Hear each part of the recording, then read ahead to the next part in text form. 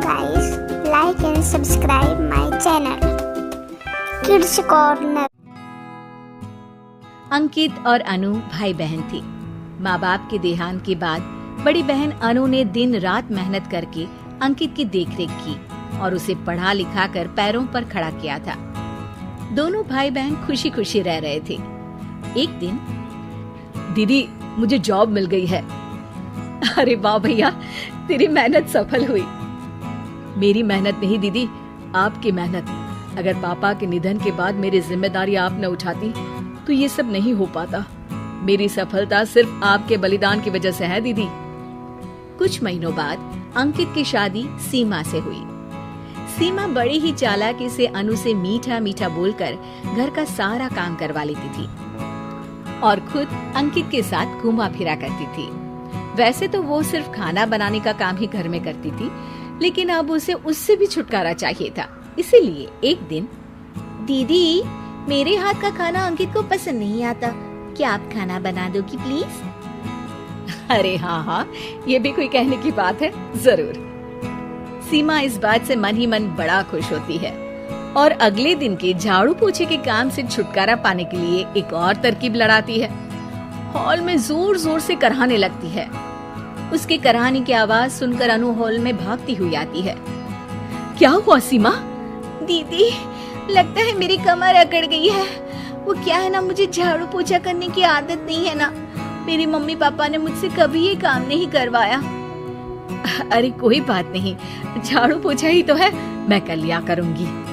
ऐसे ही धीरे धीरे सीमा ने घर के सारे कामों का बोझ अनु पर डाल दिया।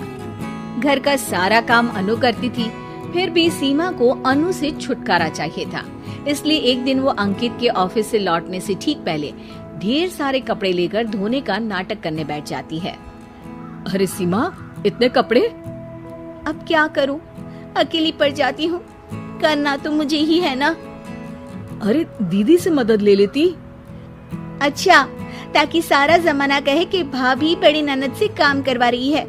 और वैसे भी दीदी ने तो साफ कह रखा है मुझे कि तुम आज जो भी हो सिर्फ उनकी वजह से हो, इसीलिए अगर उनके बनाए इस घर में रहना है तो काम करना ही पड़ेगा।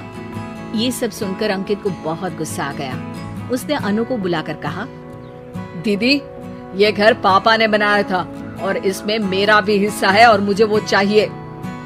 ये सुनकर अनु को बुरा तो लगता है, मगर वो दूसरे ही दिन घर का बंटवारा करने के लिए वकील के पास चली जाती है। वहाँ से लौटते हुए अनु का एक्सीडेंट हो जाता है, जिससे वो दोनों पैरों से अपंग हो जाती है। अब मजबूरन उसकी पूरी देखरेख सीमा को करनी पड़ती है। एक दिन सारे कामों से थक कर सीमा अंकित से कहती है, अजी सुनते हो, अब मुझसे तुम्हारी ये बहन की सेवा ना होगी। अगर कल तक तुम इसका बंदोबस्त नहीं करते तो मैं घर छोड़कर चली जाऊंगी। अरे ये कैसी बातें कर रही हो? इस हालत में वो कहाँ जाएंगी? मैं कुछ नहीं जानती, बस कल ये इस घर में मुझे दिखनी नहीं चाहिए। अंकित अपनी बीवी की जिद के आगे हार मान लेता है और अनु को शेल्टर होम में छोड़ आता है। 3 महीने बाद, अजी सुनते हो, ये आपके लिए एक पार्सल आया है, ये लीजिए। अरे इसमें तो घड़ी है और एक चिट्ठी भी है। दिखाइए तो। अरे वाह, बड़ी ही सुंदर घड़ी है, लेकिन ये आपको भेजी किसने? पता नहीं, शायद चिट्ठी में कुछ लिखा हो। आशा करती हूँ ये घड़ी तुम्हें पसंद आएगी। रक्षाबंधन की बहुत शुभकामनाएं, तुम्हारी दीदी अनु। चिट्ठी पढ़कर अंकित की आंखें भर आती है। मैं दीदी को लेने जा रहा हूँ सीमा। अरे घड़ी भेज तो दी उन्होंने, अब क्यों जाना उनके पास? देखा सीमा, दीदी हमसे दूर जाकर भी हमारे बारे में ही सोचती है, और एक हम है जो उनकी सेवा से बचने के लिए उन्हें शेल्टर होम छोड़ा है। तुम्हारी बातों में आकर मुझसे ये क्या पाप हो गया? मैं जा रहा हूँ दीदी को लेने, और जब मैं वापस आऊँ तो तुम मुझे हमारे घर में मत दिखना।